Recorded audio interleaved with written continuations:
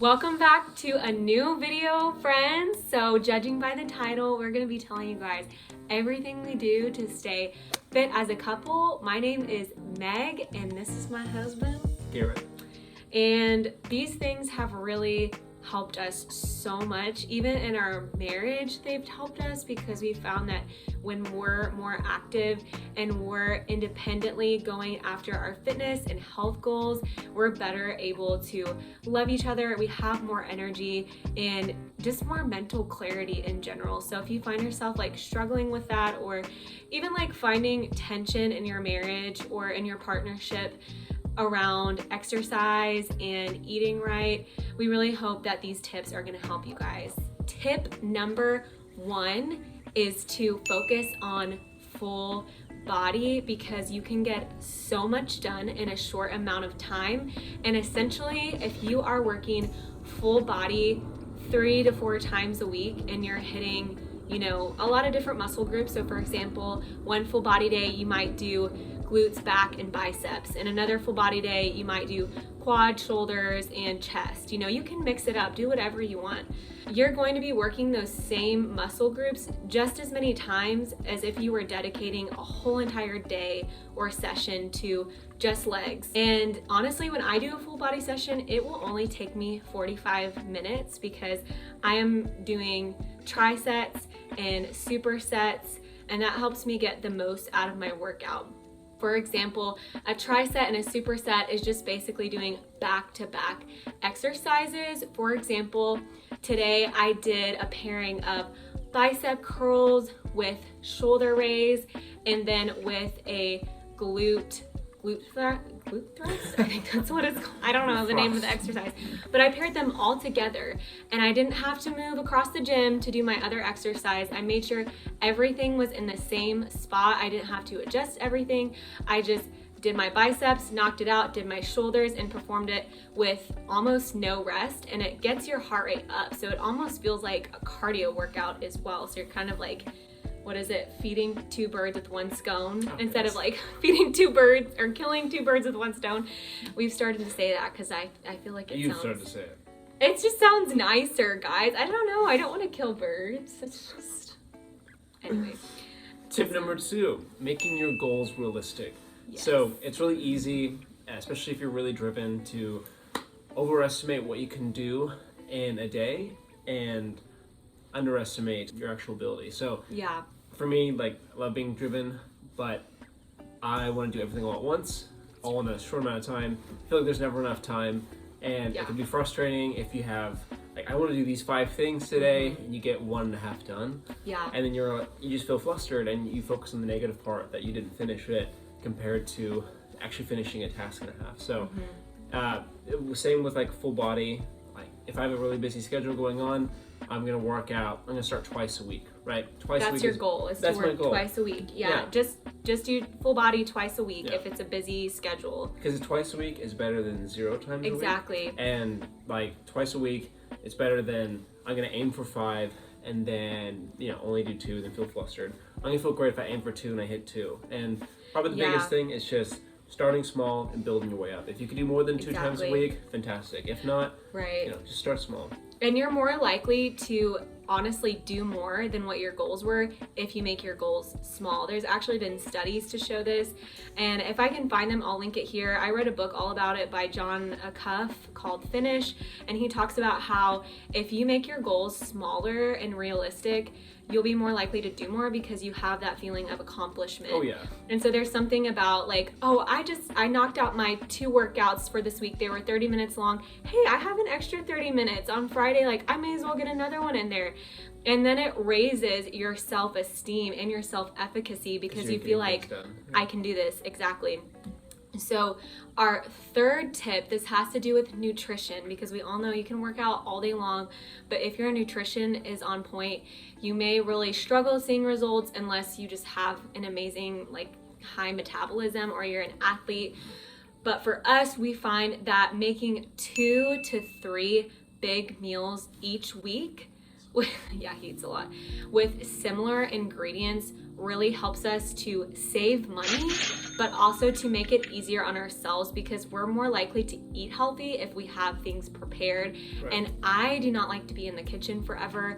I want to make things as simple as possible. So for example, one week we may do chili, we may do tacos, and we may do a Moroccan stir fry or Moroccan dish.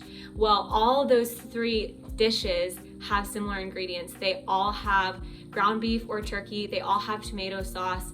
They all have onion, and I like to throw in bell pepper just for extra nutrients. So I'm buying all the same things in bulk, and then I'm getting 3 different meals out of it. So you may like change up your spices in each of those dishes, change up your carb, may have rice with one meal. You may have, you know, Spaghetti. like a tortilla or pasta or something with another, but you're essentially like buying very similar ingredients as well. Too. Yeah, and so simple. And if you guys want more recipes, comment below and we will get on top of that. We're all about helping you guys make your life easier because we're busy too. We both have full-time jobs. I'm studying right now as well, so I have full-time studying, and then on top of that, we both are creative people. We both have writing a book, and I have a YouTube channel, and we're doing all these other side things. So we understand the struggle, you guys, and you know there's some weeks that you get more done than other weeks, and that's just part of it. Start like small. Give yourself grace. So before we move on to our next tip, if you guys have found these helpful so far, we would really appreciate if you subscribe so you can get more of our healthy recipes, and our workout ideas, and comment as well if you have any suggestions or if you have any questions or like just needing advice on this. We would love to help as best as we can. Tip number 4 is make your rest days as active as possible. So having workout several times a week, those days you're really focused, really getting it in. But on a rest day, your body's really needing to recover, especially active recovery, because after working out, your body's gonna feel sore, all the lactic acid is gonna be building up. You need to get it out. Yeah, you need to get it out. And you can do that by going on a walk with your family, right? Spending some quality time with friends and family, going outside and doing something, getting out of your house. Hiking. Doing errands. Running errands is a good one. Parking far away. Yep. Just doing things that don't feel like a workout, but they're still getting your body moving, and you're not just like sitting around all day watching Netflix. Yeah, watching YouTube. Probably the biggest thing is just getting out, Like it's good, like even if you're a homebody, like myself, just getting out of the house and seeing other people, but going out for a walk, calling people, like it's good for your mental health too. Oh my gosh, yes. Yeah, and that's a big part of it too. It's not just your physical body. Like on this channel, we're all about health for your mind, body, and your spirit. So, yes. Also, Frisbee. Frisbee's really fun. I feel like, I don't know, I want to do Frisbee more, and that's a really good one too for rest days. And then our last tip, we have so many more, but we just wanted to give you guys the 5 ones that have made the biggest difference for us.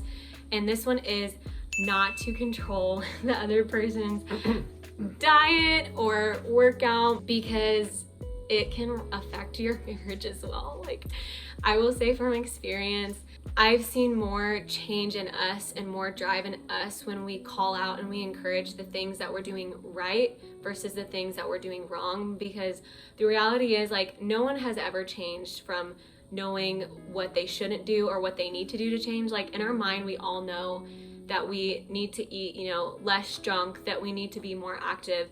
That's just common knowledge. But we don't always know that we're capable of doing those things. So when he, calls me out and says, hey, like, babe, your lats are looking really good, or, you're able to do more pull-ups now, or even cheering me on while I'm working out, that does more for me than when he tells me like, oh, like, you only got 5 reps, or like, you could have done more. Which I never say that. Which he never does. I'm the one that says that. So this is more for me.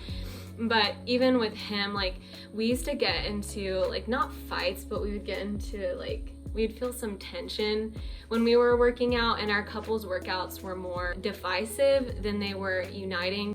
There would be a lot of times where I was trying to control me, like, babe, I don't need your help, like, don't help me. Or I'd want to do the same workout as him, or I'd want us to do the same workout together. But we just have different goals. And different needs, exactly. So I think what really helps is inviting the person into the process instead of trying to force them into it. Yeah. So you could be like, hey, like I'm going out for a walk, or I'm gonna go work out today, like would you want to go with me? And just having them with you and go with you instead of being like, hey, I planned this whole workout for us, we're gonna do this and then this set, and then I thought after that we could like run a mile together. That is probably gonna make the other person either feel defeated or just feel like they don't want to go, or dread it. Yeah, like running a mile. And that comes to food and nutrition as well. For me, I'm a little bit not rigid with what I eat, but I guess obviously I don't need to eat as much as he does, but there's sometimes where he'll eat a lot of food and I'm like, that's a lot of food. Like, are you sure you need all that? Are you sure you want to eat cookies right before bed? Like, that's not the best thing. But the reality is, you know, I still want to respect his choices. And at the end of the day, guys, it is a lifestyle. I want to help promote your health. I don't want to hold you back from that. And I feel like whenever I get into those modes of controlling, that it just doesn't help anybody. It's no good. It's no good. So, yes. And those are all the tips that we have for you guys today. Like I said, we could probably make a part 2 if y'all want us to do that. Like this video or comment saying if you would like a part 2 or if you would like us to cover our own actual workouts, like go through a whole workout that we do during a week. Yeah, he loves deadlifts. Oh, it's so good. Thank you guys so much for watching, and we will see you in the next video. Bye. Bye, guys.